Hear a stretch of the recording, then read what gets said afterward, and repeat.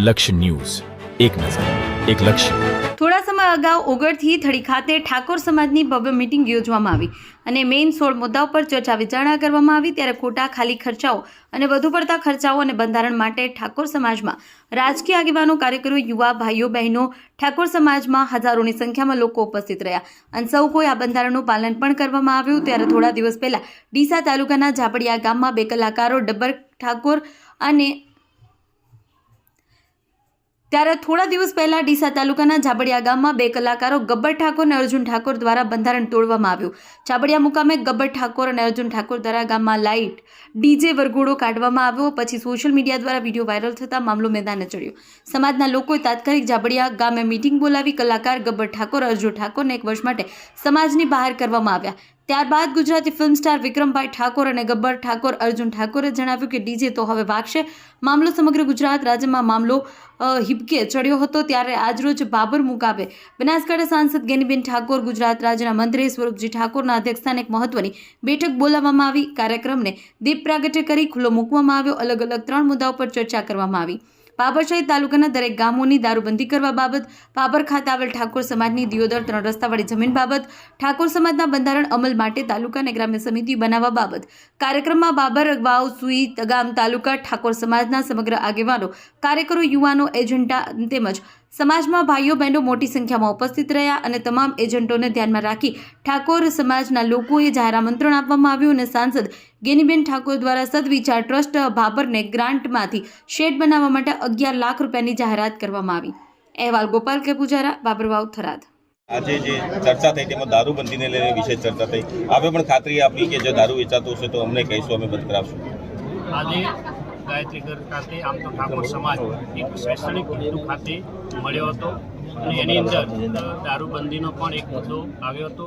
ગામે ગામ સ્વેચ્છાએ ઠાકોર સમાજના જે ગામડાઓ છે ત્યાં ઠાકોર સમાજે એક સમિતિ બનાવી અને ત્યાં દારૂબંધી કરી અને ક્યાંય પણ દારૂ ન મળવો જોઈએ એ રીતનું આજે સૌએ નક્કી કરી અને સમિતિ બનાવી અને જાહેર કર્યું છે. અને ક્યાંય પણ મેં પણ ઉલ્લેખ કર્યો છે, ક્યાંય પણ દારૂ મળે તો મને કહેજો અને ત્યાં દારૂ બંધ કરાવડાવશું.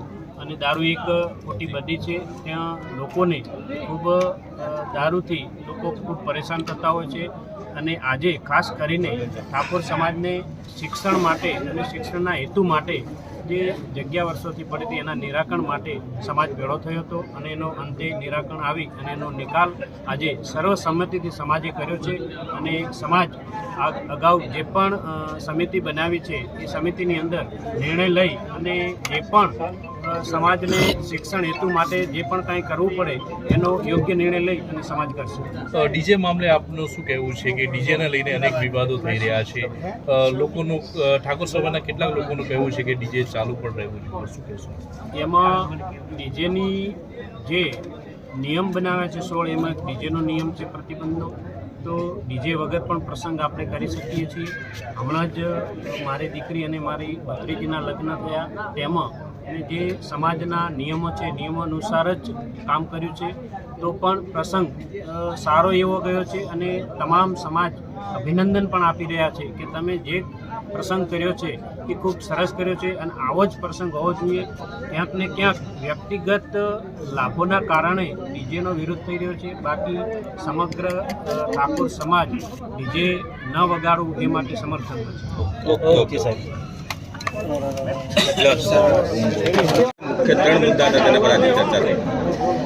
આજે અમારું ઠાકોર સમાજનું જે કેળવણી મંડળ છે એના માધ્યમથી આવનાર સમયની અંદર બાબર તાલુકાની અંદર તમામ ગામોની અંદર વ્યસન મુક્ત થાય, દારૂ બંધ કરવા માટે કરીને ગામો ગામ કમિટીઓની રચના થાય અને વર્ષોથી અમારી સમાજની દીકરા દીકરીઓને ભણાવવા માટેની હોસ્ટેલની જગ્યાની ખરીદી કરેલી હતી એ જગ્યા અત્યારે હાલ શૈક્ષણિક રીતે કમ્ફર્ટેબલ ન હોવાના કારણે એનું સેલ થાય અને ભવિષ્યમાં ક્યાંક સારી જગ્યા લેવાય. આ એક મુખ્ય મુદ્દો હતો અને બીજા ઘણા ટાઈમ પછી બધા સાથે મળીને આ એક પ્રશ્ન ઉકેલવા માટે કરીને સમાજની જે માગણી હતી એ માગણી પરિપૂર્ણ થાય એના માટે કરીને આજની આ મિટિંગનું આયોજન કર્યું છે. અને સમગ્ર વાગડ મુકામે જે બંધારણ કર્યું એનું ચુસ્ત રીતે પાલન થાય. ગામો ગામ જે ગામોની અંદર એની કમિટી ના બની હોય એની કમિટી બને અને સાથે મળીને જે પણ આ સારું કાર્ય કરી રહ્યા છે એમને બધાને ખૂબ ખૂબ અભિનંદન આપવાના ઘટે અને આવનાર સમયની અંદર જે કંઈ આની અંદર નાના મોટી ત્રુટિ આવતી છે તો સાથે મળીને જ્યારે બંધારણ દિવસની ઉજવણી થાય એ દિવસે જે મુદ્દાઓ આવશે એનું સોલ્યુશન કરવા માટેનો એ વખતે જે સમાજ ભેગો થઈને નક્કી કરે એ પ્રમાણે પ્રયત્નો કરશું. બેન, અત્યારે જે ડીજેનો એક વિવાદ ચાલી રહ્યો છે એમાં આજે બેઠકમાં પણ આ ડીજે મામલે ચર્ચા થઈ. શું કોઈ છૂટછાટ આપવામાં આવશે કે 1 વર્ષ પછી? હું માનું છું ત્યાં સુધી આ કોઈ વ્યક્તિગત રીતે હું આ બાબતમાં કહી શકું નહીં. એટલા માટે કરીને કે આ બંધારણ 3 જિલ્લાએ સાથે મળીને બનાવ્યું છે. હું ખાલી વાંચવા માટે નિમિત્ત હતી, પણ જે કંઈ સુધારા વધારા કરવાના થતા હશે એ બધા આગેવાનો સાથે મળીને જે નક્કી કરશે એમાં આજે મારે 2-3 ધારાસભ્યો જોડે વાત થઈ છે. 5-10 દિવસ પછી મળશે અને મળ્યા પછી આ બાબતમાં જ્યાં મિટિંગો નથી થઈ, જ્યાં કમિટીની રચના નથી થઈ, કોઈ કે ભૂલ કરી દે તો એના માટે શું કરવું, આ જે વર્તમાન જે સમયમાં જે 3-4 ઠેકાણે જાણવા મળ્યું એ બાબતમાં અઠવાડિયા પછી અમે સાથે મળીને એની વાત કરશું.